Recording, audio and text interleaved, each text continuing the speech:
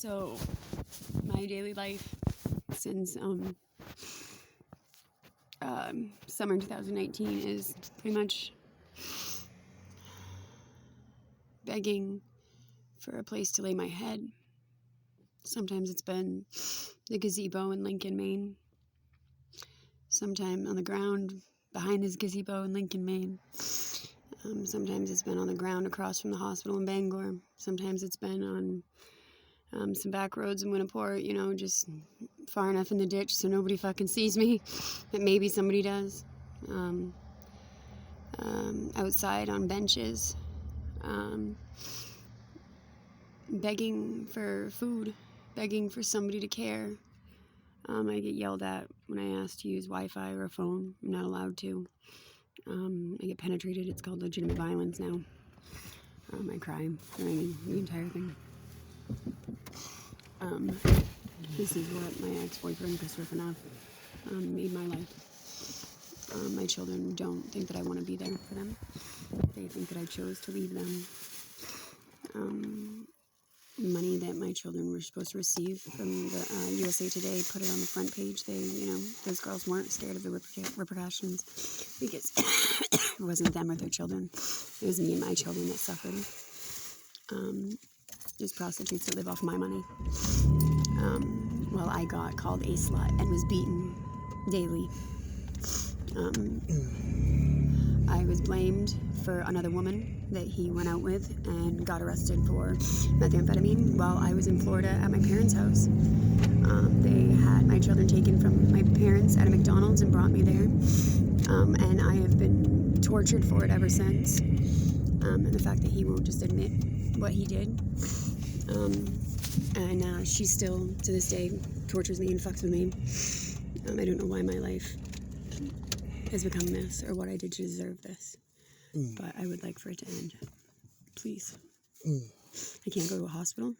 I can't even trust the pharmacy because it's all poison and hallucinogens. I get called crazy. The White House got stormed. I'm just not white enough, I guess, right? I'm just a female that, had children, had them stolen, and got blamed for it. And the other girl that stole them, everybody helps. Everybody helps the man who beat the shit out of me. Everybody hides him, helps him, does whatever they can for him. As he uses mine and John Havlin's money. He put me online as a fucking sexual predator. When in fact he was the reason I couldn't have my sons because apparently of his bullshit. He decided to have his victim living down the road, which then I suffered. My family hates me. My sister Melanie thinks that she can control my entire world. And the law, beats me, holds me against my will, illegally puts me in a man's pod as a joke. For Hernando, putting me online as a man, for them saying that I lived in my parents' old house on Memorial Drive, and that I was a man. My children not being important to anybody. Them trafficking children right in plain daylight, nobody even caring. My children being saved from a sex trafficking ring, and just to have the whole world help give that sex trafficking ring my daughter Quinn that I went home with. I went home with her in under about a week after a C-section. She was under 5 pounds and she was almost 2 months early. That is unheard of these days. They make you wait until your original due date, which would have been the end of September. I went home with her the beginning of August. PCHC admitted that someone had been using my identity at the doctor's office, and it went back to a week before my C-section. I'm terrified every second of every day about my children and my family. My family had apparently had paid $584 million ransom to the hospital that murdered my child in front of me. You guys are so worried about my mental health that you took my children from me during this time and have made me homeless. I guess Chris's wish of the stress killing me has not completely come true, but it does every day. And he makes sure to come around and, drive by where I am or you know, send somebody to say something, or, you know, he's completely just destroyed my entire life. My children were my entire world. And the fact that he had offered me the opportunity to move in and stay there, which I thought was a nice thing, because that's, you know, who that person used to be. So I could get my children back, even though he knew that I never lost my children legally. And he had this all planned with he was part of the plot on mine and John Havlin's murder, but he teamed up with John. So then it was just me and my children. He never really gave a fuck about anything but himself and drugs and hookers, literally. My daughter that I didn't take home was online on a My Name is Meth, pantless. I'm on a billboard with a threat from a hospital. Everybody just wants to put me into a hospital. But the real medical professionals said that I wasn't crazy. So it's all just these people that are guilty as fuck, who have only encouraged and enabled pedophilia and abuse and terrorism and racism. The fact that my Uncle Jim and I obviously meant nothing to anybody is just horrible. The fact that I'm blamed for everything that I've never done.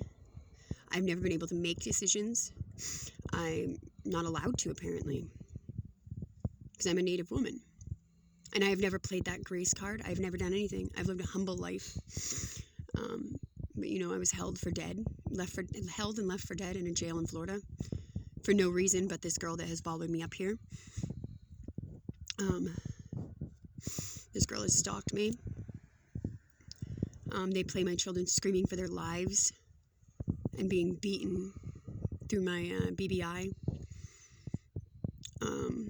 I have not seen or spoken to my children. A year ago, I was told by DHS, I saw Quinn the last time, February 4th, during construction at the new DHHS building in Bangor, Maine. And she cried when I went to the bathroom. That's the last time I saw my daughter. They said I tried to wait for a supervisor. Jamie Fisk took my daughter and walked outside, and then they went. I made videos. I made the reports. The police only seemed to blame me. They beat me. They hurt me. They put me in a man's pot as a joke. False public alarm. But again, those people in the White House, it must not have mattered either, right? I have begged everybody for help. That, you know, I thought that's what they do. And apparently they don't. So this is pretty much me saying goodnight and goodbye. Because I'm just a public embarrassment. I should go die somewhere else. I ruined everybody's lives.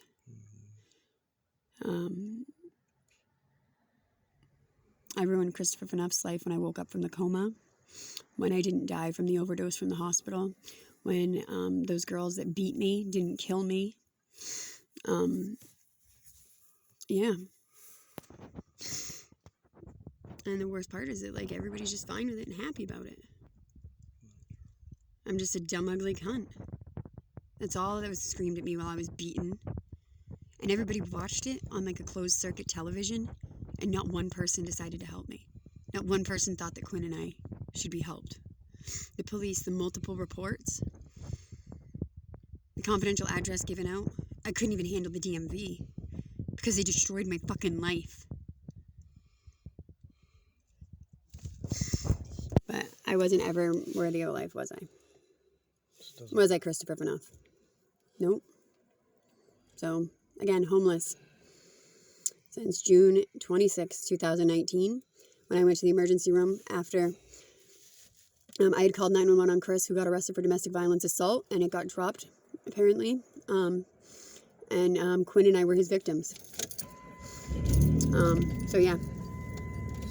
Sorry. It wasn't good enough.